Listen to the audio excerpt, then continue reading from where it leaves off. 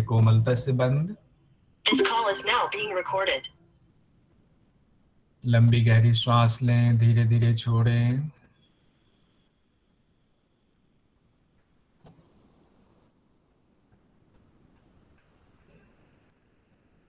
श्वास पर ध्यान, मन को एकाग्र करें। 3 बार पवित्र ओम का जाप, 3 बार शांति। लंबी गहरी श्वास लेकर शुरू करेंगे।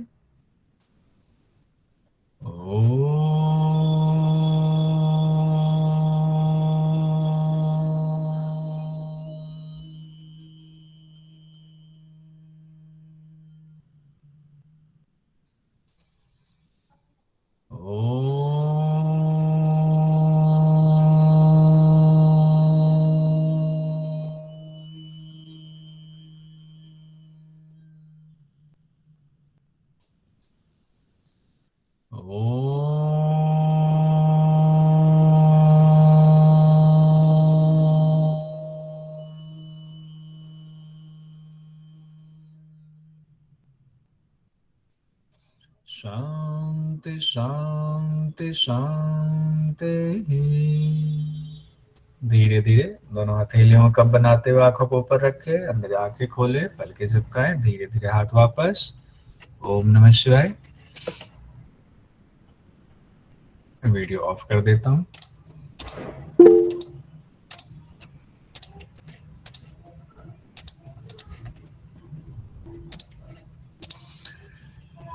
हम लोग कल द्वितीय अध्याय दूसरा उपदेश हम लोगों ने शुरू कर दिया था।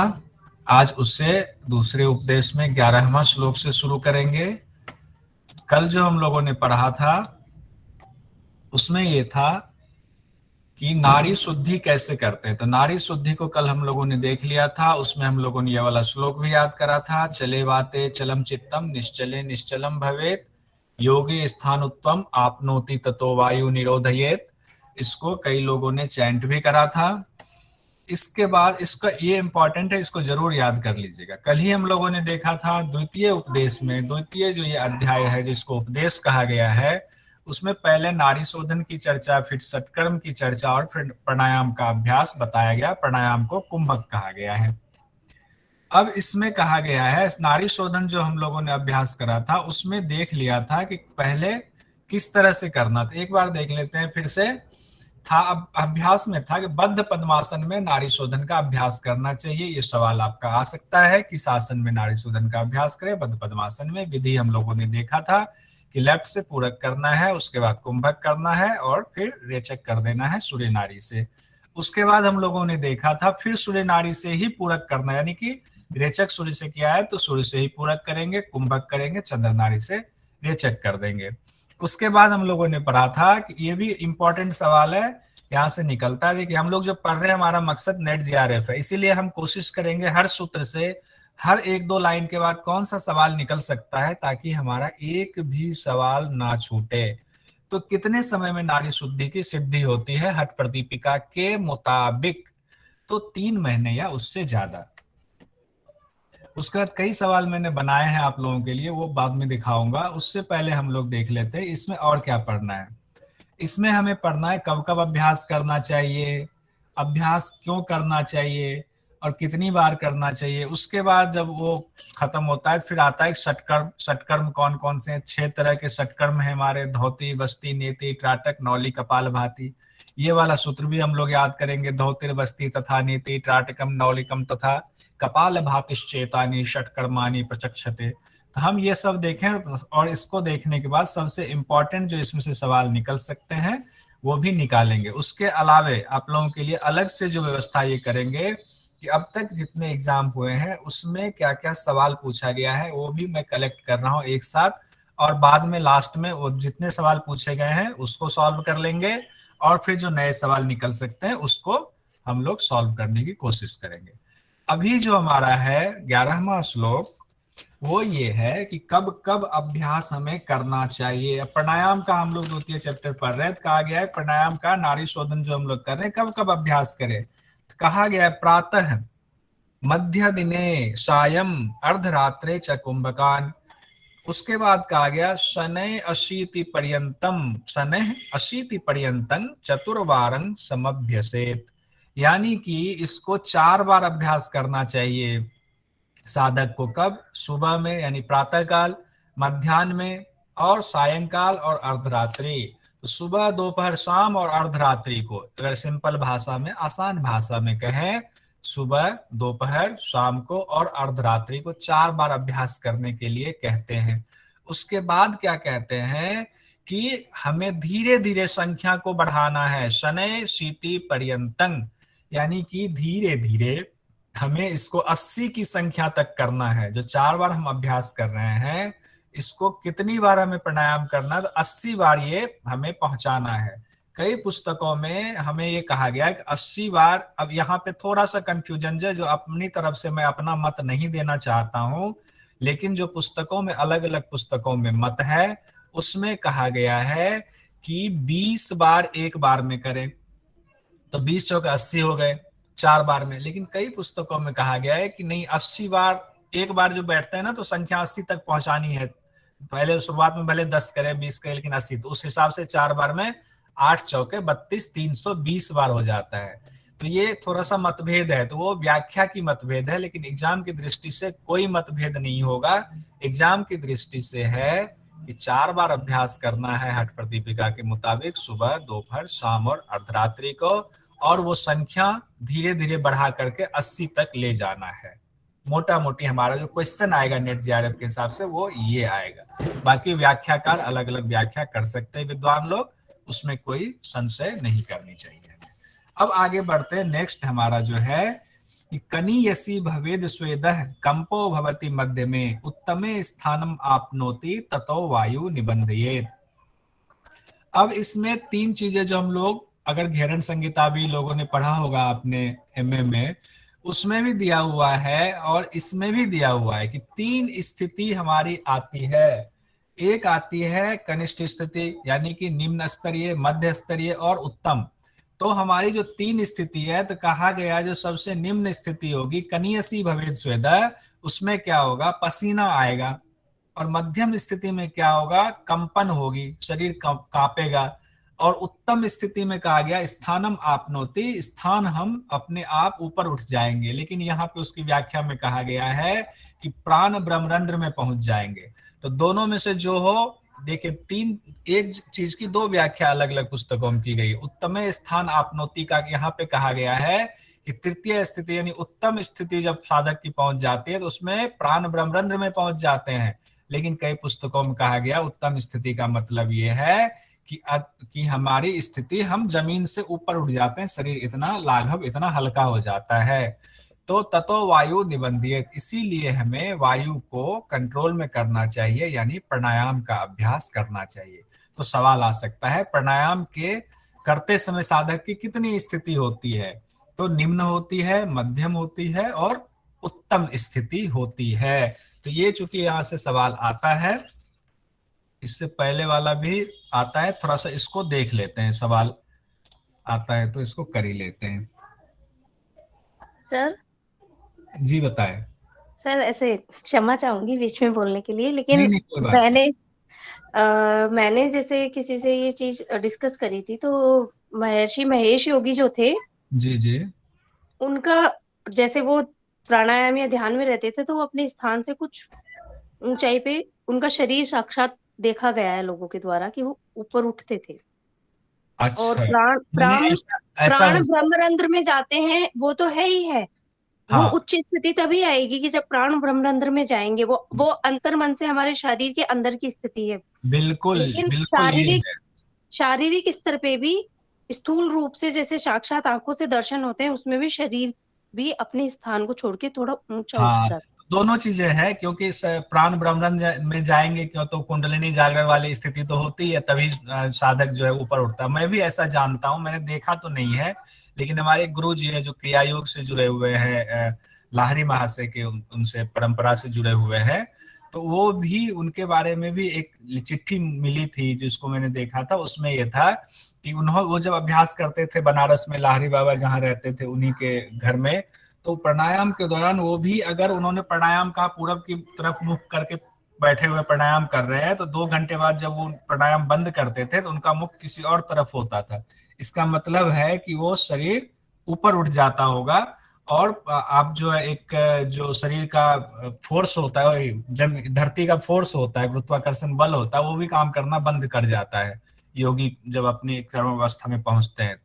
तो वैसे योगी अभी भी हैं, और वो योगी हम लोगों के उसमें नहीं है, उनसे छिपे हुए रहते हैं, आराम से जिंदगी हाँ जी। सर, हाँ सर, कहीं तंद्राओं में, कहीं गुफाओं में वो नहीं योग नहीं नहीं साधना नहीं, करते हैं। जरूरी नहीं, हो सकता है कि आपके आसपास रहते हैं और आपको पता भी ना चले, ये हाँ, भी हो लेकिन सकता आम तौर पर यही सुनने में आया है कि मतलब गुप्त रूप से ये चीजें की जाती हैं, और कुछ के है। लिए कि अभी महेश योगी तो ज्यादा पुराने हैं ही नहीं। महेश योगी तो उनका तो विदेशों में बहुत ज्यादा, और उनके बारे में तो हम लोगों को हाँ। पढ़ना भी है, उनके बारे में भी कहा जाता है, तो ऐसा नहीं है। और पुस्तक में, शास्त्र में इसको क्या आप्त वचन कहा जाएगा, इसको कहा जाए आप्त वचन, जो शास्त्रों में कहा गया है, तो हम इसको कैसे नहीं माने, हम योग के छात्र नहीं मानेंगे तो कौन मानेगा। तो अब इसमें देखिए, अभी तक हमने पढ़ा कब कब अभ्यास करना चाहिए, तो 4 टाइम, प्रातः, मध्याह्न, शाम और अर्धरात्रि को, यानी सुबह, दोपहर, शाम और अर्धरात्रि को 4 टाइम अभ्यास करना चाहिए। दूसरा सवाल इसमें से निकलता है, कब तक अभ्यास करना चाहिए, जब तक की संख्या 80 तक ना पहुंच जाए। कहा गया ना शनय, मतलब धीरे धीरे संख्या 80 तक पहुंचाएंगे। अब कहा गया, जो हम लोगों ने अभी पढ़ा, प्राणायाम के दौरान कितनी अवस्थाएं आती हैं, तो 3 अवस्था आती है, निम्न, मध्यम और उत्तम। तो निम्न अवस्था में क्या होता है, पसीना आता है। बोलिए क्या होता है निम्न अवस्था में, अरुण जी? पसीना आता है। पसीना। मध्यम कोटि में क्या होता है, अनामिका जी? हाँ ठीक, सब लोग बोलिए। उत्तम कोटि में क्या होता है, 2 चीजें कहिए, प्राण सुषुम्ना में या फिर प्राण ब्रह्मानंद में और हाँ, अवस्थित या होता फिर योगी जमीन से ऊपर उठ जाता है। तो हम दोनों चीज जब जानेंगे तो हमसे एग्जाम में एक भी चीज मिस नहीं हो सकता है। ठीक है, तो हम पूरा इस तरह से पढ़ेंगे। अब आगे हम लोग बढ़ते हैं। आगे कहा गया है, और उसमें इसलिए कहा गया, ये सब क्यों बता रहे हैं, कहा गया है कि ततो वायु निबंधित, जब इतनी चीजें होती इसीलिए हमें प्राणायाम का अभ्यास करना चाहिए। यानी कि अभी प्राणायाम के बारे में अभ्यास करने से, प्राणायाम बताने से पहले उसकी विशेषता बता रहे हैं। अब आगे कहा गया है, जलेन श्रम जातेन गात्र मर्दनम आचरेत, दृढ़ता लघुता चैव तेन गात्रस्य जायते। यहाँ गात्रस्य कहा गया है शरीर को। कहा गया कि जलेन श्रम जायते, यानी कि श्रम जातेन, कहा गया जब आप श्रम करेंगे, यानी प्राणायाम जन्य श्रम करेंगे, प्राणायाम वाली अभ्यास करेंगे, तो उससे क्या होगा, शरीर में जो पसीना आएगा निम्न स्थिति में, उस पसीने को कपड़े से पोंछना नहीं है, उसको हटाना नहीं है, तो क्या करना है, उसका मर्दन करना, गात्र मर्दनम। गात्र मतलब शरीर पर उसका मर्दन, मर्दन शब्द जो है ये आपको आयुर्वेद में भी आता है, वहां पर कहा गया है जो मालिश करना उसको मर्दन कहा जाता है, उसमें एक भाग होता है मर्दन। तो पसीना जब आएगा तो क्या करना है, उसको शरीर पे मालिश करना है, मर्दन कर लेना है। तो ये सवाल यहाँ से निकलता है कि अभ्यास के दौरान जब प्राणायाम आप कर रहे हो तो पसीना आए तो उसको क्या करना चाहिए। हो सकता है 4 ऑप्शन दे दे, पसीना पोंछ लेना चाहिए, पसीने का मर्दन करना चाहिए। तो जिन्होंने नहीं पढ़ा उनको लगेगा अरे पसीने से कैसे मालिश होगी, पसीने का मर्दन तो करना ही नहीं चाहिए, तो वो दूसरे में टिक लगा देंगे, कोई ऐसा भ्रमित करने के लिए जवाब दे दिया, सवाल दे दिया जाएगा। तो नहीं, हम लोग जब पढ़ रहे हैं उनके दिमाग में पूरी तरह हमें बिठा लेना है कि नहीं, प्राणायाम के दौरान जो पसीना आएगा उसे अपने शरीर में मर्दन करना है। अब अगला भी दूसरे लाइन से भी एक सवाल निकलता है, दृढ़ता लघुता चैव तेन गात्र से जायते। कहा गया है कि तेन गात्र से जायते, जो शरीर पे हमने मालिश किया हुआ है उससे शरीर में क्या होगा, शरीर तेन गात्र से जायते, शरीर की क्या स्थिति होगी, तो दृढ़ता और लघुता होगी। अब देखिए, पसीना हमें आ रहा है, हम पोंछ लेते हैं, लेकिन शास्त्र कहता है पसीने का जब शरीर पर मर्दन करते हैं, मालिश कर लेते हैं, तो उससे शरीर में दृढ़ता और लघुता आती है। तो ये सवाल यहाँ से निकलेगा। तो अब इसको भी हम लोग, हाँ बोलिए बोलिए। जो वर्कआउट में निकलता है उससे उसको तो हटा देते हैं, मतलब ऐसे सर ने बताया था मेरे कि जब हाँ। हम वर्कआउट में करते हैं तो वो टॉक्सिक निकलता है, मतलब और जब ये प्राणायाम वगैरह करते हैं तो इसमें एक जगह मेरे को, मतलब मैंने कॉन्फ्रेंस में भी सुना था कि जो इसमें क्वालिटीज होती हैं वो दूध के बराबर क्वालिटीज होती हैं, जो दूध में क्वालिटीज होती हैं वही इसमें होती हैं, और ऐसा करने से मतलब बॉडी रिलैक्स होती है। अच्छा, बहुत बढ़िया। और यहाँ पे हम लोग जो द्वितीय अध्याय पढ़ रहे हैं ये प्राणायाम का ही पढ़ रहे हैं, इसीलिए प्रथम अध्याय में ये चर्चा नहीं की गई है। ठीक है, इसलिए द्वितीय अध्याय में आपने बिल्कुल सही कहा, एक अच्छी जानकारी, ऐसे ही सब लोग जानकारी शेयर कीजिए। सर इसमें दृढ़ता और लघुता का क्या मतलब? एक तरफ दृढ़ता तो मजबूती को कहेंगे, लघुता हल्केपन को कहेंगे। लघुता हल्केपन को कहेंगे, दृढ़ता और लघुता आती है।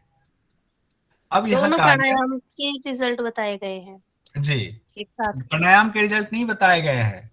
हाँ, प्राणायाम के रिजल्ट मतलब तो इससे जब इससे होंगे जो तो पसीने होंगे। के मर्दन करेंगे। हाँ। हाँ, तो उससे होता है, उससे क्या होता है, पसीने का जब मर्दन करते हैं उससे होता है, दृढ़ता और लघुता आती है।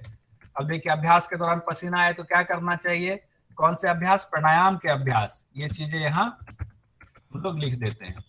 प्राणायाम के अभ्यास के दौरान पसीना आए तो क्या करना चाहिए, शरीर पर पसीने को मलना चाहिए, मर्दन करना चाहिए। उससे क्या होगा बताइए, फिर से बताइए, उससे क्या होगा, दृढ़ता और लघुता है शरीर। लघुता है। आती है। दृढ़ता।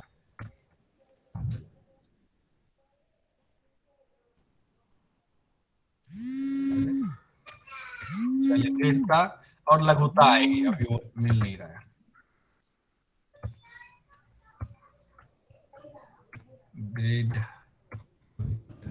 दृढ़ता और लघुता आएगी, कोई बात नहीं। अब आगे बढ़ते हैं हम लोग। आगे क्या कहा, यहां से 2 सवाल हमारा निकल गया। अब कहा गया अभ्यास काले प्रथमम सस्तंग क्षीर राज्य भोजनम। अब कहा गया अभ्यास काल प्रथमम, जब शुरू शुरू में अभ्यास हम शुरू करते हैं, प्राणायाम का अभ्यास, ध्यान रखिएगा, शुरू शुरू में जब हम प्राणायाम का अभ्यास करते हैं तो हमें सस्तंग घी और क्षीर दूध, तो घी क्षीर राज्य भोजनम, इस तरह का भोजन करना चाहिए जिसमें घी और दूध भरपूर मात्रा में हो।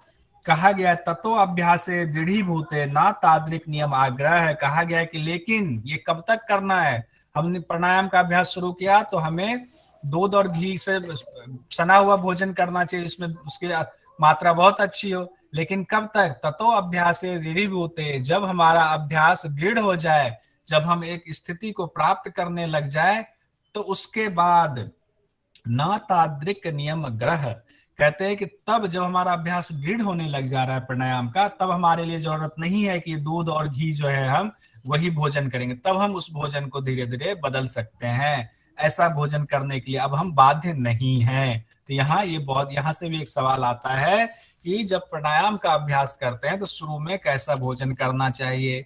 तो बताइए, प्राणायाम का अभ्यास, प्राणायाम के अभ्यास को शुरू करने के दौरान कैसा भोजन करना चाहिए, बताइए। दूध और घी से दूध और घी युक्त। घी और दूध युक्त भोजन का अभ्यास करना चाहिए। अब यहाँ 2 चीजें हैं, प्रश्न 2 दूसरे तरीके से भी पूछ सकता है। एक तो हमने यहाँ लिखा घी और दूध युक्त भोजन का अभ्यास करना चाहिए, हो सकता है कहीं पे आपको ऑप्शन में दे दे सिर्फ घी और दूध का ऑप्शन दे दे, युक्त भोजन का ना दे, तो घी और दूध ही वहां पर हम लगाएंगे। अब यहाँ पे सवाल आता है कि जब हमारा अभ्यास दृढ़ हो गया तो उसके बाद क्या करना है, ये दोनों जो नियम है, ये नियम हमारे लिए बाध्य नहीं होगा। ठीक है, यहां तक मुझे लगता है कोई कंफ्यूजन नहीं होगी। अब आगे कहा गया है यथा सिंहो गजो व्याघ्रो भवेत वश्य शनै शनै, कहते हैं कि जिस तरीके से सिंह, हाथी और बाघ, सिंहो गजो व्याघ्रो भवेत वश्य शनै शनै, कहते हैं जैसे आपने सर्कस देखा होगा, उसमें जो है सिंह भी होता है, हाथी भी होता है, बाघ भी होता है, तो उसको जब वश में किया जाता है, धीरे धीरे धीरे धीरे उसको ट्रेनिंग देकर वश में किया जाता है, अचानक से नहीं किया जाता है। अब बताइए वो कितना खतरनाक है, सिंह, हाथी और व्याघ्र तीनों खतरनाक है, उसको वश में करने में कितनी शक्ति लगती है। उसी तरह कहा गया तथैव सेवितो, तथैव तथैव सेवितो वायु अन्यथा हंति साधकम, इसीलिए कहा गया है उसी तरह से प्राणायाम के अभ्यास में वायु को धीरे धीरे जो है हमें वश में करना चाहिए, नहीं तो क्या होगा, शीघ्रता करने से साधक की हानि हो सकती है। तो बहुत सारे लोग ये कंफ्यूजन बनी हुई है कि अब प्राणायाम का अभ्यास कर रहे, कैसे भी कर लो कोई दिक्कत नहीं, लेकिन आप कह सकते हैं प्राणायाम गलत तरीके से करने से उसका नुकसान भी होता है, और ये हमारा शास्त्र कहता है, ये मैं नहीं कह रहा हूं, आप नहीं कह रहे हैं, ठीक है। तो हमारा प्राणायाम जब हम गलत तरीके से करते हैं तो उससे साधक को नुकसान होता है। अब यहाँ से सवाल क्या निकलता है नेट जीआरएफ के हिसाब से कि प्राण वायु को कैसे वश में करना चाहिए, कोई बताइए। चने चने जैसे सिंह और बाघ को धीरे धीरे करते हैं। जैसे सिंह सिंह और क्या, हाथी और एक और, बाघ। सिंह हाथी, ये छूट गया, जैसे सिंह हाथी और बाघ को धीरे धीरे वश में किया जाता है। और नहीं तो अगर ऐसे वश में नहीं करेंगे तो क्या होगा, सर नुकसान है। नुकसान होगा। जैसे ये वो सब विशेषता है। सिंह, हाथी और व्याघ्र हमारे ऊपर आक्रमण करते हैं, हमें नुकसान पहुंचाते हैं, मृत्यु तक दे देते हैं। उसी प्रकार अगर हम अभ्यास से नहीं करेंगे, शनैः अभ्यास और निर्देशानुसार नहीं करेंगे, तो ये हमारे लिए हानिकारक होगा। बहुत बढ़िया, बहुत अच्छा, बहुत अच्छा, ये आपने बिल्कुल सही कहा। वो कहा गया आगे, देखिए जो आप कह रहे हो उसी को आगे स्वात्मा राम जी ने हठ प्रदीपिका में आगे कहा है। वो कहते हैं प्राणायामेन युक्तेन सर्व रोग क्षयो भवेत। कहते हैं प्राणायाम का अगर युक्त पूर्वक यानी नियम के द्वारा आप अभ्यास करते हैं तो इससे सारे रोग खत्म हो जाते हैं, सर्व रोग क्षय, सभी रोग क्षय हो जाते हैं। अयुक्त अभ्यास योगेन, अगर आपने योग का अभ्यास किसी ने गलत तरीके से इसका अभ्यास कर लिया तो क्या होगा, सर्व रोग समुद्भव। अनुपमा, अनुपमा जी आप जरा माइक ऑफ कर लीजिए। तो कहते हैं कि अयुक्त अभ्यास योगेन, अगर गलत तरीके से हम अभ्यास करेंगे तो क्या होगा, सर्व रोग समुद्भव, कि जितने रोग जाने वाले थे वो तो छोड़ दो, वो सारे रोग आने शुरू हो जाएंगे, उसका उद्भव शुरू हो जाएगा, ठीक है। तो प्राणायाम से ये जो आपने कहा उसी को आगे बढ़ाया गया है। अब कहते हैं गलत प्राणायाम मतलब नियम से नहीं करेंगे तो कौन कौन से रोग होंगे, उसके बारे में भी यहाँ चर्चा किया गया है। तो वो रोग भी हम लोग देख लेते हैं कौन कौन से रोग होंगे। कहा गया है जो रोग होंगे वो हिक्का होगा, श्वासस्थ होगा, काशस्थ होगा, सिर, कर्ण और अक्षि वेदना। कहा गया है हिक्का, हिक्का किसको कहते हैं, हिचकी को हिक्का कहते हैं। श्वासस्थ किसको कहते हैं, श्वास से संबंधित रोग, दमा वगैरह, इसको कहते हैं। काश होता है, खांसी को कहते हैं। और कहा गया है कर्ण, शिरा और आंख, यानी कि आंख, नाक, कान, तीनों के रोग होंगे। ये रोग हो जाएंगे अगर हम गलत तरीके से। तो ये सवाल इसमें से आएगा, हमें इस दृष्टि से पढ़ना है कि इसमें से सवाल हम क्या निकाल सकते हैं। भवंति विविधा रोगा पवनस्य प्रकोपतः। कहते हैं कि अब यहाँ पे हम लोग आ जाते हैं, अगली स्लाइड यहाँ हम लोग एक नया बना लेते हैं। यहाँ, हाँ ये देखिए, प्राणायाम का जल्दी जल्दी और गलत अभ्यास करने से क्या होगा, कई रोग हो जाते हैं। जैसे जिनका नाम दिया गया है हिक्का, हिक्का कहते हैं हिचकी को, श्वास रोग हो जाएगा यानी दमा वगैरह हो जाएगा, काश रोग यानी खांसी हो जाएगी, सिर, कान और आंख के रोग हो जाएंगे। इतने रोग, और क्यों होंगे ये रोग, वायु की वजह से होंगे, कहने वात की वजह से होंगे। वात की वजह से, वात की गड़बड़ी हो जाएगी तो वात की वजह से ये रोग होंगे, ठीक है। यहां तक कोई कंफ्यूजन नहीं होनी चाहिए। अब आगे कहते हैं, देखते हैं आगे क्या कहा गया है। ये 18वां होगा, युक्तम युक्तम त्यजेत वायु, युक्तम युक्तम च पूर्येत, युक्तम युक्तम च बंधनीयात एवं सिद्धिम आपनुयात। कहा गया है युक्ति पूर्वक धीरे धीरे जो है, जो नियम बताया गया है उस तरह से हमें त्यजेत वायु यानी कि रेचक करना चाहिए, युक्तम युक्तम च पूर्येत, और युक्ति पूर्वक उचित रीति से जो गुरु ने हमें बताया है उसी तरह से हमें पूरक का अभ्यास करना चाहिए। युक्तम युक्तम च बंधनीयाद एवं, यानी कि हमें बंध का, या तीनों चीजें दी गई हैं, पूरक, कुंभक और रेचक, और उसी तरह से हमें बंध का अभ्यास यानी कि कुंभक का अभ्यास भी गुरु के बताए मार्ग से उचित पूर्वक करना चाहिए। अगर ऐसा हम करेंगे तो सिद्धि अपने आप आ जाएगी, इसमें कोई दिक्कत नहीं होगी, हमें सफलता मिलेगी।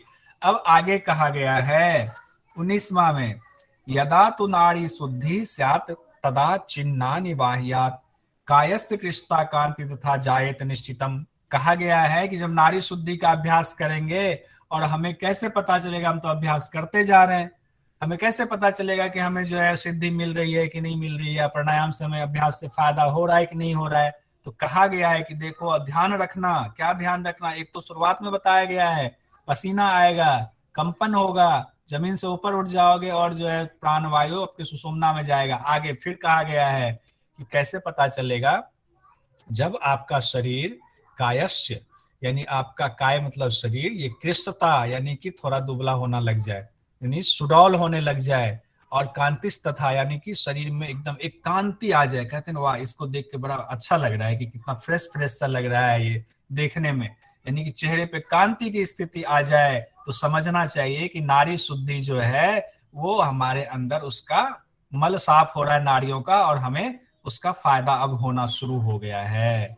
तो इससे भी एक सवाल निकलेगा, कृष्णता और कांतिस तथा कहा गया है जब नारी निर्मल होती है तो क्या होता है, तो इसको एक हम लोग यहाँ निकाल लेते हैं सवाल। क्या सवाल बनेगा बताइए। नारी शुद्धि के लक्षण। हाँ जब नारी शुद्धि के लक्षण, या जब नारी शुद्धि होती है तो क्या होता है, दोनों तरीके से सवाल पूछ सकता है, नारी शुद्धि के लक्षण भी और नारी शुद्धि होने पर क्या होता है। क्या होता है, दो चीजें हो रही थी बताइए।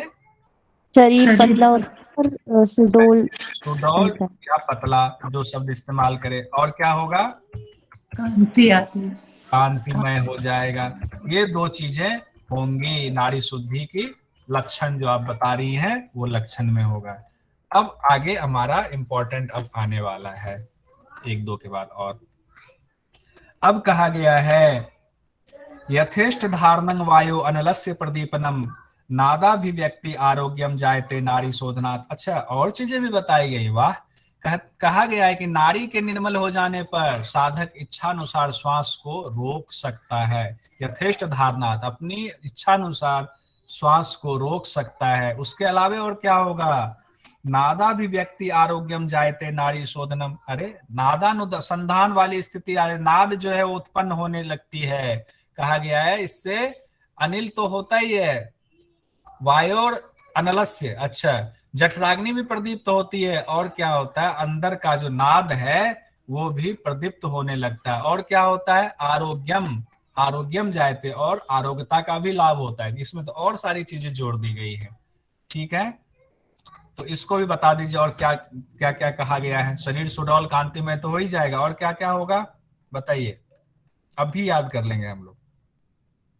इच्छानुसार श्वास को रोक सकते हैं, श्वास रोकने की क्षमता इच्छानुसार हो जाएगी, और क्या होगा, जठराग्नि प्रदीप्त हो जाएगी, जठराग्नि प्रदीप्त हो जाएगी, और क्या होगा, नाद सुनाई पड़ने लगेगा। और भी लोग बोलिए, रितु जी बोल रही देखिए, नाद सुनाई देगा, और भी लोग बोलिए इसको बोलने में कोई संकोच मत कीजिए, जितनी बार बोलेंगे उतना मन जो है उसमें चित्त में ये बैठेगी चीज है। आरोग्यता आएगी, आरोग्यता आएगी,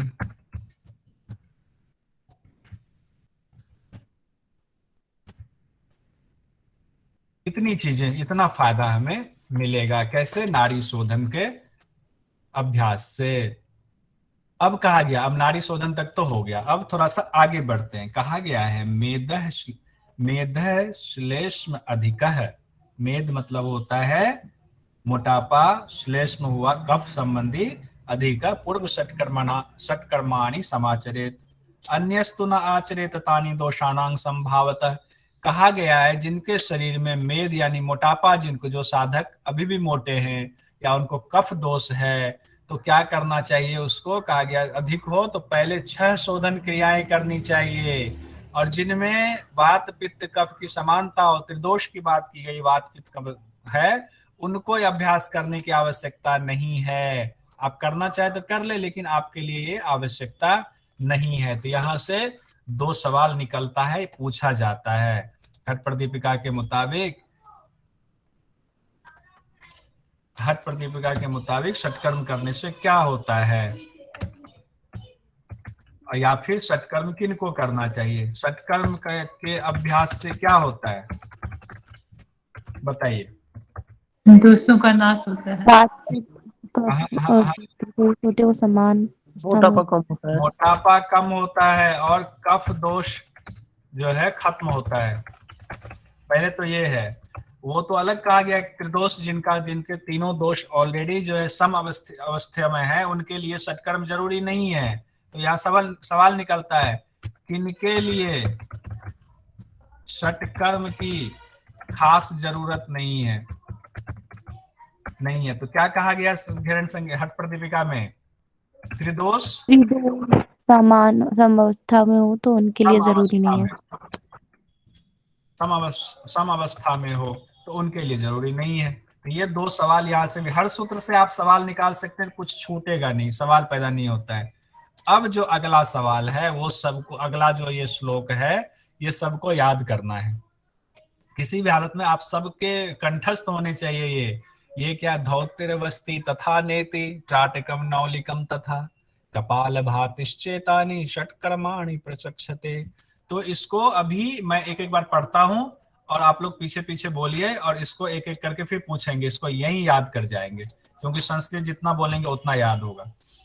अभी मैं आगे से बोलता, धौतिर्वस्ति तथा नेति, बोलिए धौतिर्वस्ति तथा नेति त्राटकम नौलिकम तथा, धौतिर्वस्ति तथा नेति त्राटकम नौलिकम तथा कपाल भातिश्चेतानि षट्कर्माणि प्रचक्षते। कपाल भातिश्चेतानि षट्कर्माणि प्रचक्षते। ऋतु जी अब आप बोलिए इसको पूरा। ज्योतिर्वस्ति तथा नैति त्राटकम नौलिकम तथा कपाल भातिश्चैतानि षट्कर्माणि प्रचक्षते। बहुत बढ़िया। अनामिका जी बोलिए। धौति वस्ति तथा नेति त्राटकम नौलिकम तथा कपाल भातिश्चैतानि षट्कर्माणि प्रचक्षते। प्रचक्षते बोलिए, प्रचक्षते बोलिए, प्रचक्षते प्रचक्षते प्रचक्षते प्रचक्षते। प्रचक्षते। ठीक है, अरुण यादव जी बोलिए। जी गुरुजी। धौतिर्वस्ति तथा नेतिश नाटक नौलिकी बोल रहे हैं, हाँ। अरुण जी आप मेरे पीछे पीछे बोलिए। धौतिर्वस्ति तथा नेति, धोतिर्वस्ति धौतिर्वस्ति तथा नेति, धोतिर्वस्ति तथा नेति नेति त्राटकम नौलिकम तथा, त्राटकम नौलिका तथा त्राटकम नौलिकम तथा, बोलिए त्राटकम नौलिकम तथा नौलिकम तथा कपाल भातिश्चेतानि, कपाल भातिश चैतानि चेतानि षट्कर्माणि प्रचक्षते, षट्कर्माणि प्रचक्षते। प्रचक्षते। ठीक है, भारती माली जी आपको तो पूरा पता होगा। भारती माली जी। धर्मेंद्र जी। जी। धौतिर्वस्तिस्तथा नेति त्राटकम नौलिकम तथा कपालभातिश्चैतानि षट्कर्माणि प्रचक्षते। बहुत बढ़िया, सुंदर। लेखा जी। कुछ श्लोक बहुत इंपॉर्टेंट है इसीलिए मैं उसको करवा रहा हूँ, शर्माने की जरूरत नहीं है। कुछ लोग भागने लगते हैं, लेफ्ट करें। लेखा जी। जी सर। धोती बस्ती तथा नेति त्राटकम नौलिकम तथा कपाल भाति चित्तानि षट्कर्माणि प्रचक्षते। बहुत बढ़िया, अच्छा, पहली बार में अच्छी, बहुत अच्छी कोशिश की आपने। आइए परमेश्वर आर्य जी। धौतिर्वस्तिस्तथा नेति त्राटकम नौलिकम तथा कपालभातिश्चेतानि षट्कर्माणि प्रचक्षते। बहुत सुंदर। पुंडीक जी। धोतिर्वस्तिस्तथा नेति त्राटकम नौलिकम तथा कपालभातिश्चेतानि षट्कर्माणि प्रचक्षते। बहुत सुंदर। राहुल जी। राहुल यादव जी। जी गुरुजी। जी धोतिर्बस्ति स्थिता नहीं, नेति। आप मेरे साथ बोलिए। धौतिर्वस्ति तथा नेति, धोतिर्बस्ति तथा नेति। त्राटकम त्राटकम नौलिकम नौलिकम तथा, तथा त्राटकम कपालभाति। नौलिकम तथा, त्राटकम नौलिकम तथा कपालभातिश्चैतानि कपालभातिश्चेतानि षट्कर्माणि प्रचक्षते। प्रचक्षते। प्रचक्षते। बहुत सुंदर। अब राजनाथ जी जी गुरुजी। बोलिए। धौतिर्बस्ति तथा नेति, त्राटकम नौलिकम तथा कपालभातिश्चेतानि षट्कर्माणि प्रचक्षते। बहुत सुंदर। रेखा जी।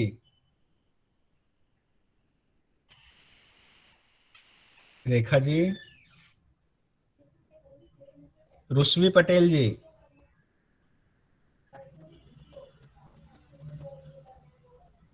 संतोष महतो जी। शिखा पवार जी। जब तक खुलेंगे नहीं तब तक ये आएगा नहीं। चलिए कोई बात नहीं, लेकिन कोशिश कीजिए कि बोलना है। अब कहते हैं कि 6 प्रकार के हमारे षटकर्म हैं। वो कौन कौन से षटकर्म हैं हमारे? धौतिर, वस्ति तथा नेति। तो धौती हो गए, वस्ति और नेति। त्राटकम नौलिकम तथा, त्राटक नौली, त्राटकम नौलिकम तथा कपालभातिश्चैतानि, कपालभाति। ये हमारे 6 षटकर्माणि प्रचक्षते। ये हमारे 6 कर्म जो है वो षटकर्म के हठ प्रदीपिका में बताए गए हैं। और इसी में घेरन संहिता में एक आगे पीछे है, उसमें भी यही है, लेकिन एक आगे पीछे हो जाता है। तो जब हम उसकी व्याख्या करेंगे और दोनों को कंपैरिजन करेंगे तो वहां पर बता दिया जाएगा। आगे बढ़ते हैं हम लोग कि अब देखते हैं पहला अभ्यास हमारा क्या कहा गया है। सर त्राटक और नौली का सीक्वेंस शायद चेंज है। हाँ, त्राटक पहले, नौली पहले, त्राटक बाद में है। हाँ, बहुत अच्छा आप अनामिका जी अपने नोट्स बनाए हुए हैं, इसका मतलब। अब आगे कहा गया है कर्म षटकम इदम गोप्यम घट शोधन कारकम विचित्र गुण संधाई पूज्यते योगी पुंगवे। अब कहा गया है कि षट कर्म से क्या होता है। इसको एक तो कहा गया है इस षट कर्म को गोप्य रखना चाहिए, गोपनीय रखना चाहिए। और क्योंकि ये जो है आश्चर्य रूप से घट को शोधन करने, घट मतलब शरीर को ये शोधन करने वाली जो क्रियाएं हैं उसको गोपनीय रखनी चाहिए। कहते हैं विचित्र गुण संध्यामी, कहते हैं इसके जो ये गुण है ना, ये आश्चर्यजनक गुण जो है, विचित्र गुण जो है षटकर्म के, उन्हीं वजहों से इन्हें योगी राज लोग पूजते हैं। यहाँ पूजने शब्द का इस्तेमाल किया गया, पूजते। एक और आसन के बारे में, आसन में जब तक पढ़ रहे थे उसमें था कि योगी राज उसको पूजते हैं। कौन सा आसन था, कोई बताया जिनको पूजने की चर्चा है? सिंहासन। नहीं, मयूरासन के आगे श्री लगा हुआ है। श्री लगा हुआ है, श्री नहीं। सवाल है कि पूजने वाली बात। सिंहासन को योगी बोलते हैं।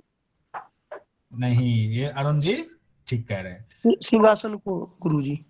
हाँ, तो उसमें जो है हम लोग सवाल में जब बनाएंगे ना लास्ट में, तो उसमें वो आएगा, ये सवाल जरूर बनाएंगे। श्री जो है, श्री किन के पीछे लगाया गया, तो उसमें मयूरासन आएगा कि मयूरासन में श्री लगाया गया है। ठीक है, तो इसी तरह इसका मतलब रिवीजन में थोड़ी सी कमी रह रही है। कौन सा आसन बता रहे हैं? शिव आसन? नहीं तो सिंहासन। अच्छा, सिंहासन। हाँ, ठीक है। अब आगे बढ़ते, कोई नहीं, वो फिर से रिवीजन में आएगा, वो सब चिंता मत कीजिए। जो जो छूटा हुआ सब आएगा, छोड़ूंगा नहीं मैं, एक एक करके सारा यहीं पे चित्त में हमें स्थिर कर लेना इन चीजों को। अब कहा गया है कि धोती का अभ्यास, पहला अभ्यास जो हमारा षटकर्म का है वो धोती है। तो धोती कैसा होना चाहिए उसकी विशेषता हम देखते हैं, और इसमें से सवाल भी आता है, ध्यान रखिएगा। कहा गया है कि धोती के बारे में चतुर अंगुल विस्तारम, चतुर अंगुल विस्तारम हंस हस्त पंचदश आयतम, यानी कि 4 अंगुल चौड़ा और हस्त पंचदश मतलब 15 हाथ लंबा, ऐसा होना चाहिए वस्त्र धोती में। गुरु पदिष्ठ मार्गेन सिक्तम वस्त्रम शनै ग्रसेत, यानी कि गुरु के बताए नियम के मुताबिक इसको धीरे, सिक्तम मतलब इसमें कहा गया कि उसको भिगो करके भी करना है। शनै ग्रसेत, धीरे धीरे उसको मुंह में हमें खाना है, निगलना है। ग्रसेत निगलना है। पुनः प्रत्याहारेत, फिर उसको बाहर निकालना है। च एतत् तत् धौती कर्म, कहते हैं इसी को धौती कर्म कहा गया है। अब यहाँ सूत्र में इतना ही बताया गया, लेकिन गुरु के साथ हम सीखेंगे तो उसमें एक एक स्टेप हमें अलग से बताया जाएगा। तो अब यहाँ से सवाल निकलता है धोती में कि धोती की घट प्रदीपिका के अनुसार और घेरन के अनुसार दोनों अलग अलग है। तो इसमें आपसे पूछा जाएगा षटकर्म में धोती की लंबाई चौड़ाई कितनी होनी चाहिए, तो कितनी चौड़ाई होनी चाहिए बताइए। 3 अंगुल चौड़ी 15 हाथ लंबी। 4 अंगुल चौड़ा 15 हाथ लंबा। चतुरंगुल है, 4 अंगुल और 15 हाथ लंबा। ठीक है, ये ध्यान रखिए, 4 अंगुल चौड़ाई होनी चाहिए और लंबाई कितनी होनी चाहिए,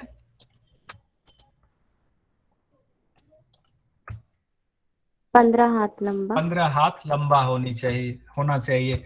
इसको क्या करना है, कहा गया है धीरे धीरे इसको निगलना चाहिए, धीरे धीरे निगलना चाहिए और फिर प्रत्याहार फिर धीरे धीरे बाहर निकाल देना चाहिए। अब इसका जो फल होता है ना, उससे भी एक सवाल आता है। फल का पहले उसका सूत्र देख लेते हैं, फिर हम लोग उसमें से सवाल निकालेंगे। अब कहा गया है क्या फल होता है, कास श्वास प्लीह कुष्ठम कफ रोगाश्च विंशति धौती कर्म प्रभावेन प्रयांति एव न संशय, प्रयांति एव न संशय। कहा गया है कास रोग नहीं होगा, यानी खांसी से संबंधित रोग नहीं होगा, श्वास से यानी दमा वगैरह नहीं होगा, प्लीहा स्प्लीन से संबंधित रोग नहीं होगा। लेकिन जो सवाल जनरली आता है वो कुष्ठ रोग के बारे में आता है कि कुष्ठ रोग कौन से षटकर्म करने से कुष्ठ रोग का नहीं होता है, कोई या कुष्ठ रोग खत्म हो जाता है। तो कहा गया है कि धोती कर्म यानी कि वस्त्र, कई बार दे देगा धोती, कई बार वस्त्र धोती अलग करके दे देगा। तो वस्त्र धोती के अभ्यास से कुष्ठ रोग की समाप्ति होती है। उसके साथ कफ रोगाश्च हो सकता है कि 3-4 एक साथ जो मैच करने वाला होता है वो भी दे दे। तो हमें सब पता होना चाहिए कि ये इससे ये चीजें खत्म होती है धौती कर्म प्रभावेन, तो इसमें कोई संशय नहीं है, ना संशय। तो हमें एक बार देख लेते हैं धौती कर्म का फल क्या है, उससे इंपॉर्टेंट सवाल क्या निकलता है।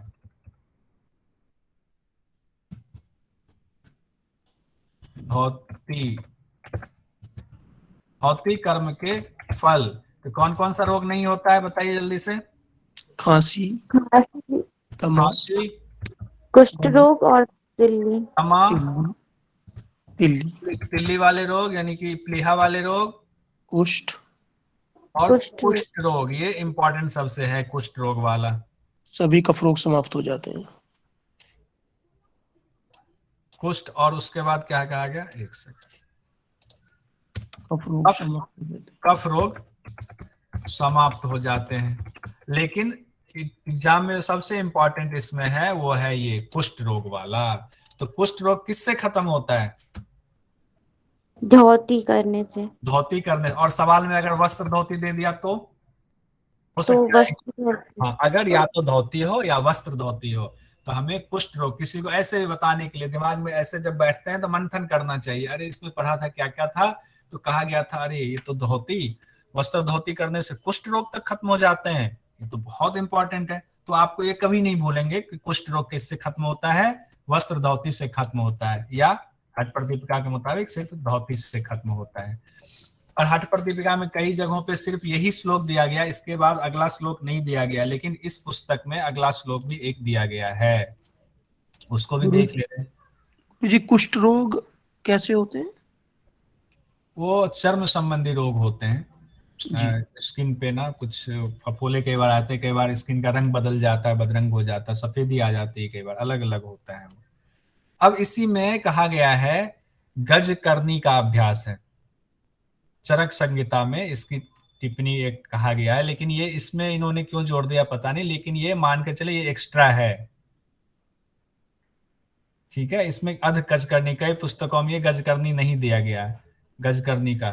तो इसको जब इसमें दिया गया तो एक बार देख लेते हैं, अगर कोई आएगा एग्जाम में तो पूछ देंगे, लेकिन वैसे इसका भाग्य मुख्य रूप से नहीं है। कहा गया उतरगत पदार्थम उदमंती पवनं अपानं उदीर्यं कंठ नाले क्रम परिचय वश्य नारी चक्राह गज करनीति निगद्यते हठज्ञ।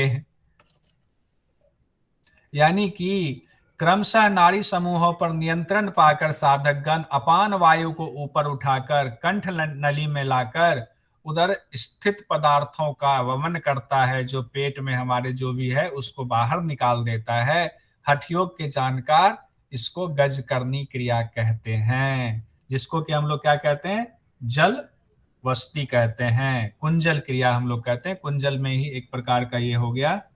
हठ रत्नावली में पुंडिक जी कहते हैं, हठ रत्नावली में इसकी चर्चा की गई है।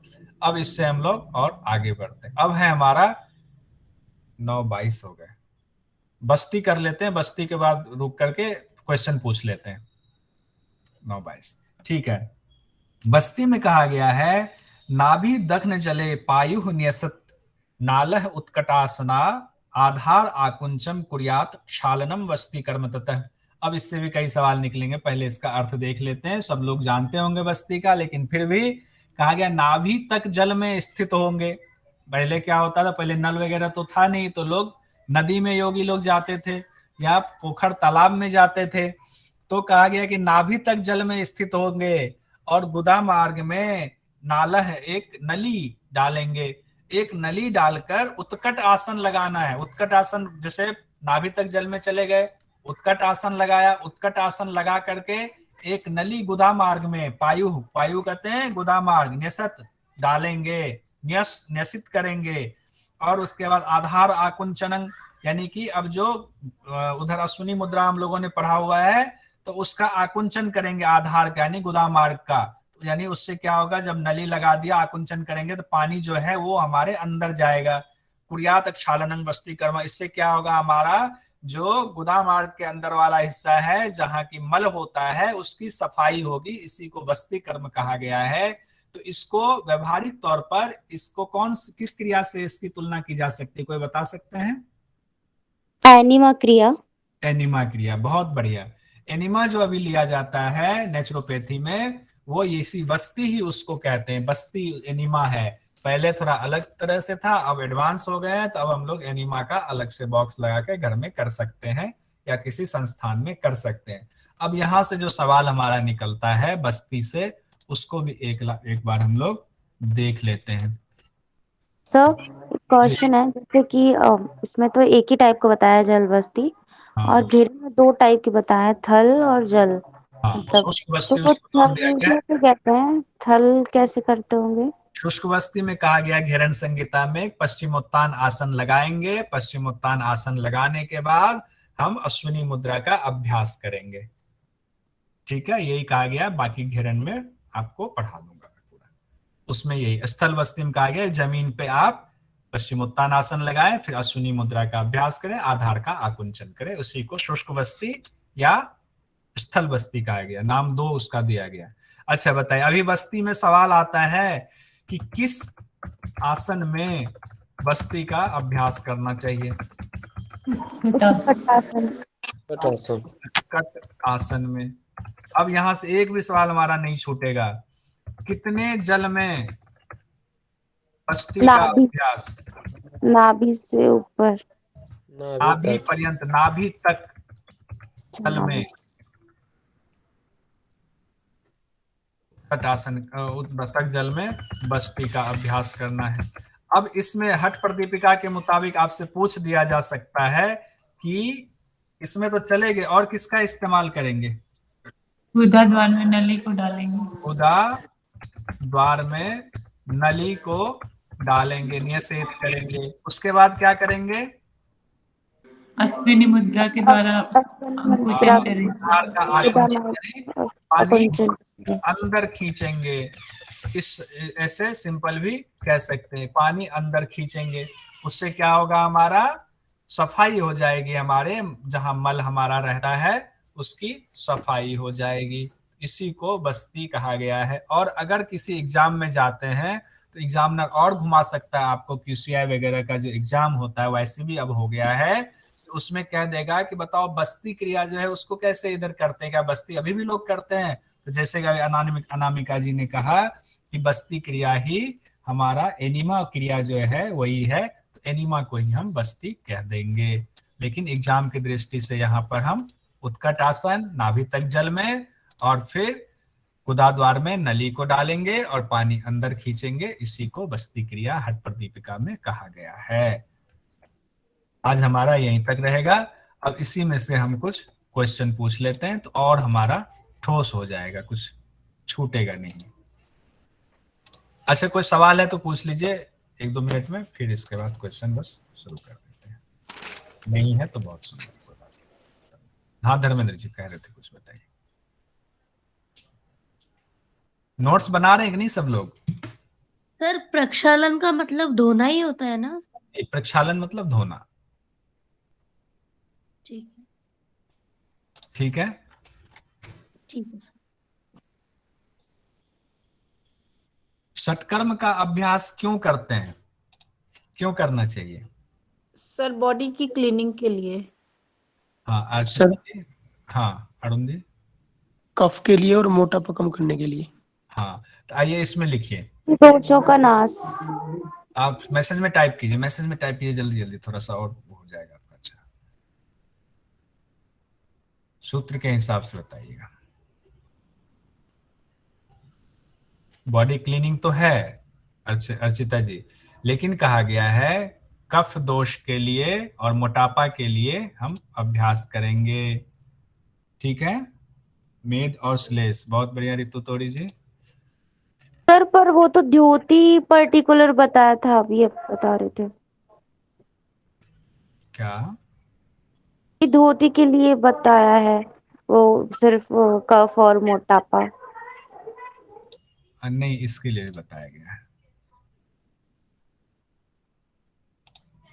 धोती के लिए जो आप कह रही है ना, धोती में तो कई चीजें हैं। धोती कर्म के फल खांसी, दमा, तिल्ली, कुष्ठ, कफ रोग, ये सारे हैं ना। कफ रोग और मोटापा, ये 2 चीज शुरुआत में ही कह दिया गया। उसका सूत्र भी हम लोगों ने पढ़ा है कि जिनको मोटापा और कफरोग और त्रिदोष जिनके सम है उनको जरूरत नहीं है। याद आ गया?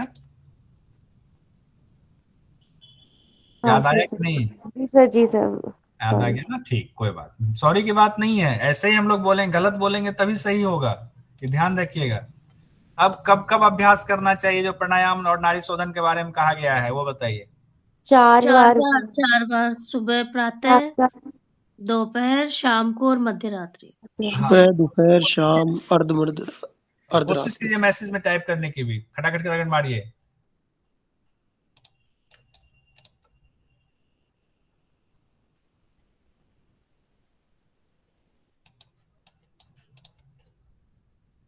अब मैसेज में कोई टाइप नहीं करेंगे। हाँ अब आ गया। हाँ रितु जी का सबसे पहले आया। मॉर्निंग, दोपहर, सायं और अर्धरात्रि, ये 4 बार हठ प्रदीपिका के अनुसार अभ्यास करना चाहिए। प्रातः, मध्य, सायं, अर्धरात्रि। पुंडिक जी बहुत बढ़िया।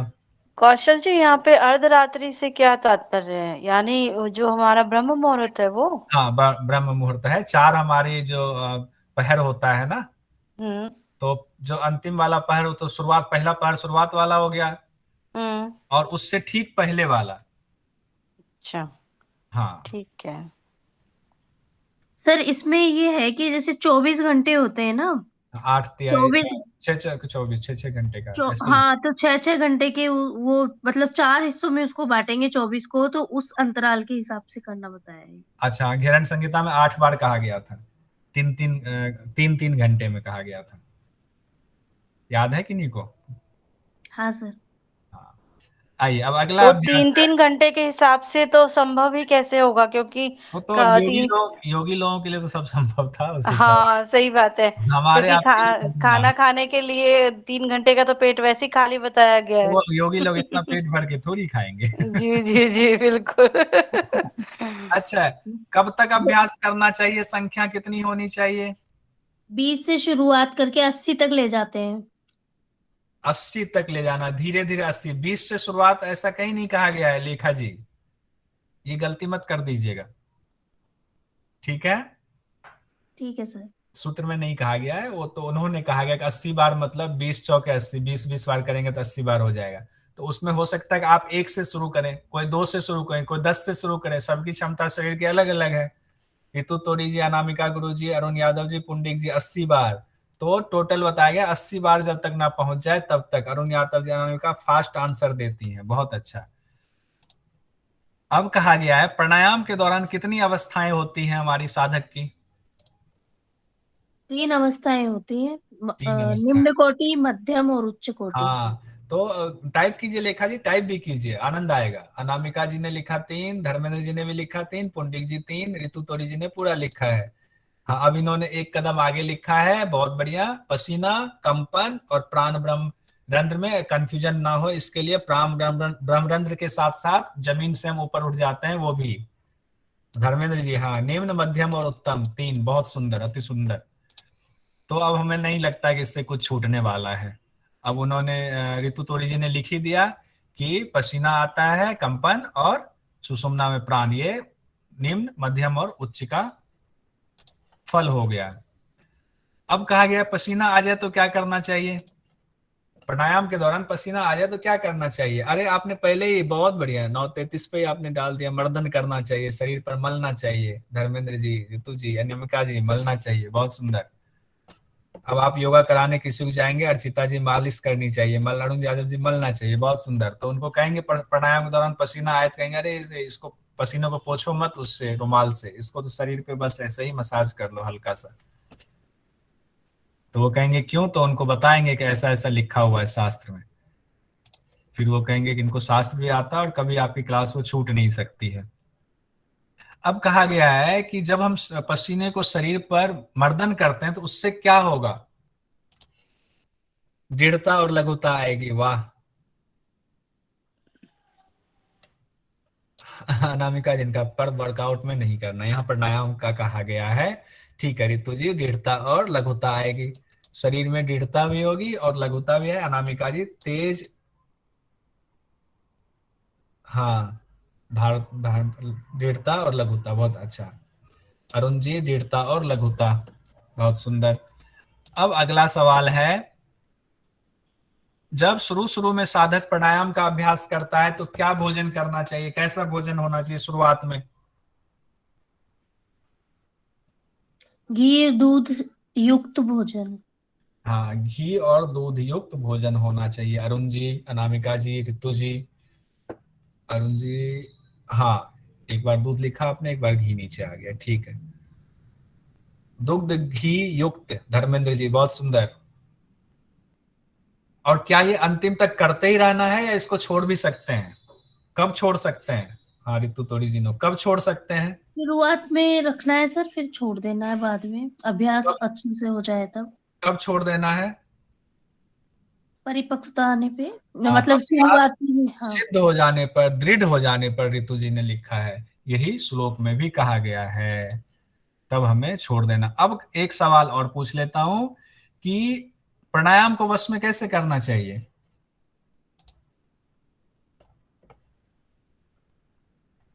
शनि शनि, मतलब सिंह, व्याघ्र और गज के को जैसे शनि शनि अपने कंट्रोल में लाते हैं, उसी तरीके से। लेखा जी सोचते हैं कि क्यों जो है टाइप करें, बोल ही दो।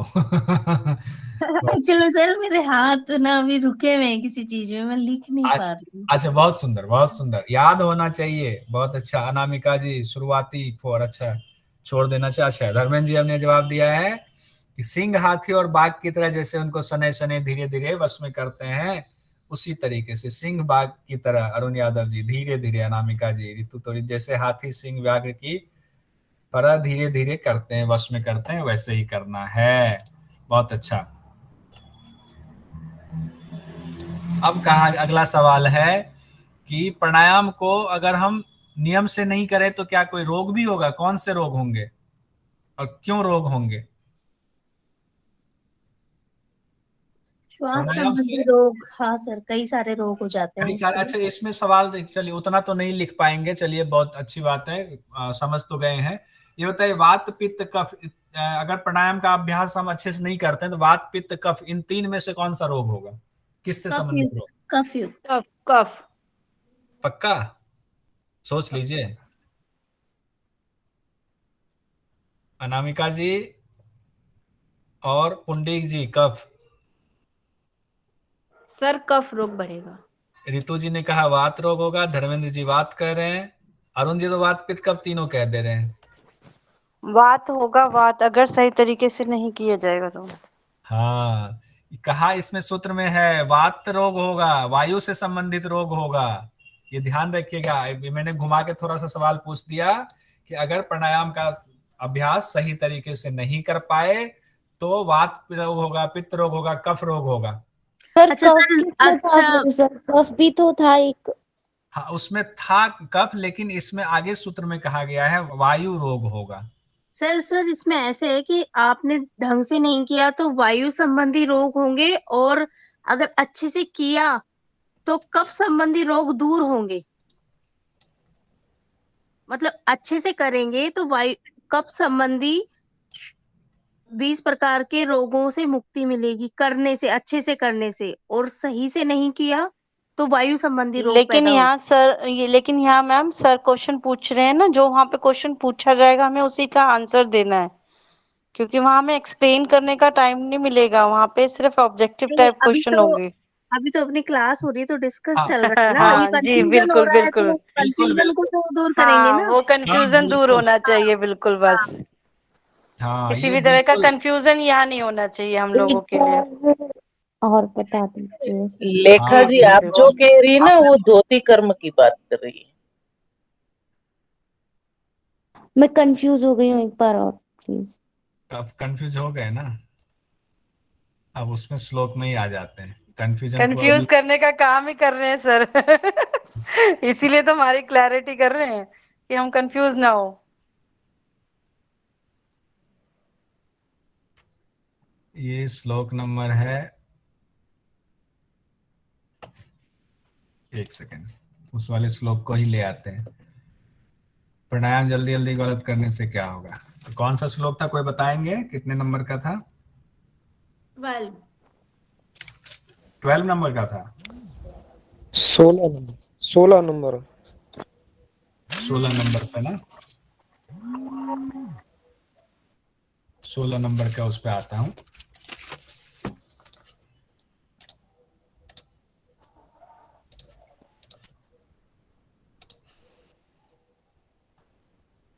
क्योंकि अभी कंफ्यूजन सारा दूर कर लेना है, कितनी अच्छी बात है। सर 17 नंबर वाला श्लोक है, हिक्का श्वास कहा गया है कि जो है 16 नंबर में कि सर्व रोग खत्म हो जाएंगे, गलत तरीके से करेंगे तो बहुत सारे रोग का उद्भव होना शुरू हो जाएगा। अब आगे कहा गया हिक्का श्वासश्च काशश्च कर्ण और अक्ष वेदना भवंति विविधा रोगा है पवनस्य प्रकोपता है। कहते हैं पवन के प्रकोप से।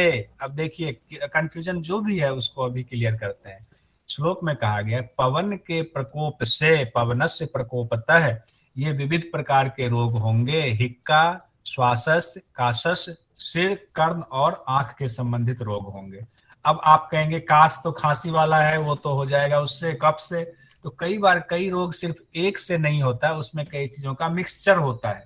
हम लोगों ने आयुर्वेद में अगर पढ़ते हैं सिर्फ वात पित्त कफ नहीं है, वात कफ पित्त कफ ऐसे ऐसे करके भी रोग बनते हैं।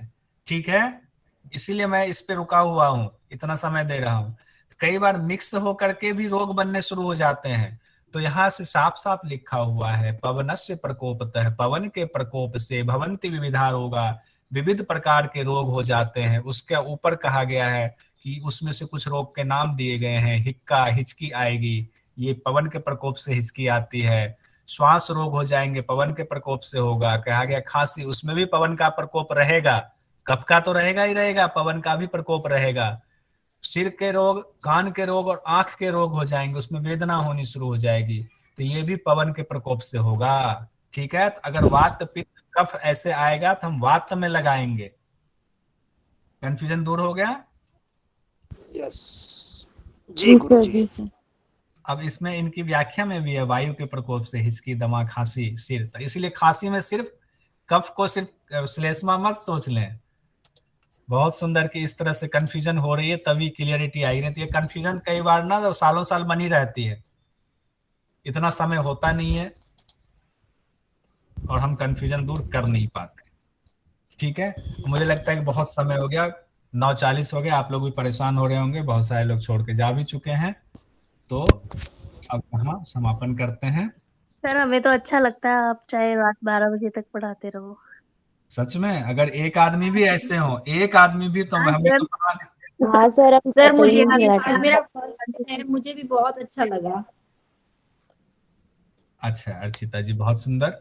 आगे भी ऐसे ही क्लासेस, सारी क्लासेस ऐसे ही करेंगे। इसमें कोई सुधार करना हो तो आप लोग अलग से भी मुझे मैसेज कर सकते हैं कि सर इसमें ये वाला टेक्निक अपना सकते हैं, कोई आपको आइडियाज आता है, क्योंकि हम सब लोग जो है साधक हैं, कोई किसी को समाधि प्राप्त नहीं हुई, ना आपको ना हमें। हम मिल करके ऐसे ही चीजों को इतना बेहतर बनाएंगे कि हमारा नेट जेआरएफ निकल ही जाए। ठीक है, तो आज कौन कराएंगे शांति पाठ, मुझे ये बताइए। मैं करा दूं सर?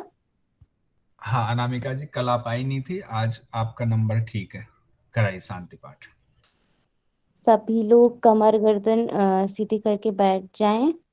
अ, हम शांति पाठ शुरू करते हैं। ओम सर्वे भवन्तु सुखिनः, सर्वे सन्तु निरामया, सर्वे भद्राणि पश्यन्तु, मा कश्चित् दुःखभाग् भवेत्। ओम शांति शांति शांति। बहुत सुंदर, नमस्कार अनामिका जी, आपका धन्यवाद। बाकी लोगों को नमस्कार। शुरुआत में कोई एक सवाल पूछ रही थी, कौन कि मुझे एक सर सवाल पूछ। मैं पूछ रही थी क्योंकि मेरा भी जो नेट रुक गया सर, वो 3 नंबर से रुका था। और मेरा सर क्वेश्चन पेपर सॉल्व करने का जो तरीका है और स्पीड है वो कम है। तो सर मैं ये चाह रही थी कि क्या हम एक दिन ऐसा रख सकते हैं जिसमें सिर्फ क्वेश्चन पेपर सॉल्व करने का हो? हाँ रखेंगे उसको। मैं ये सोच रहा था ना, ये पुस्तक खत्म होगा ना, तो हम लोग इसका सारे क्वेश्चन बना लेंगे और एक बार नहीं कई बार करेंगे उसका अभ्यास। और एग्जाम से पहले तो हम लोग सिर्फ क्वेश्चन क्वेश्चन क्वेश्चन ही करेंगे, तो वो निश्चिंत रहिए। बिल्कुल क्वेश्चन विशुद्ध रूप से सिर्फ एक बार, जैसे हम लोग डिटेल अभी पढ़ रहे हैं ना, उसका सिर्फ क्वेश्चन क्वेश्चन क्वेश्चन क्वेश्चन करते जाएंगे। और जहां पे कंफ्यूजन होगी सिर्फ उसको निकाल कर, जैसे अभी कंफ्यूजन हुई ना कि वायु है कि कफ है क्या है, तो उसको, उस सूत्र को निकाल करके हम लोग कंफ्यूजन क्लियर करेंगे। बाकी सिर्फ प्रश्न पे ही रहेंगे, ठीक है? तो इसमें दिक्कत नहीं होगी। और फिर सर कौशल जी, अनामिका को तो इस वक्त एयर इंडिया में नंबर लाना है, ऑल इंडिया रैंक लाना है भाई। जी अनामिका, मेहनत करनी है। आप पहले अटेम्प्ट में इतना अच्छा किए तो बाद में तो बहुत अच्छा होगा अनामिका। आपके साथ साथ लेखा और यहाँ जो भी प्रेजेंट है सबको करना है। टारगेट ऊंचा ही रखना है, विजुअलाइज करते रहो कि ये ही टारगेट पहुंचना है कैसे भी। लेखा और मेरा सेम ही रहा है, उनका मेरे 4 नंबर से रहा, मेरा 3 नंबर से, दोनों ने साथ में ही पढ़ा था। वही तो, इसलिए तो दोनों का नाम लिया ना मैंने कि सबको, यहाँ जो प्रेजेंट है सबको, धर्मेंद्र सबको, सब कर सकते हैं। ये है कि आप फोकस ही करो बस। आप लोगों को बताओ, मैडम को इतना अच्छा मार्क्स आया है कि रैंकिंग में है, मैडम भी रैंकिंग में है ऑल इंडिया में। आप लोगों की जानकारी के लिए बताऊं, जबकि मैंने ऑल इंडिया रैंक फोकस तो किया ही नहीं था, क्योंकि मेरी एज ऐसी थी कि जीआरएफ में एलिजिबल नहीं थी। अगर जीआरएफ होता तो एज होती तो मैडम का जीआरएफ इस बार निकल गया था, लेकिन चूंकि जीआरएफ की एज है उसी में मैडम के मार्क्स जो है ऑल इंडिया लेवल के 1 to 10 में इनका पोजीशन है। जो अभी तक जो जानकारी के मुताबिक है, जो टॉपर है 242 उनके मार्क्स हैं और मैडम का 234 है, जो बहुत अच्छा मार्क्स माना जाता है।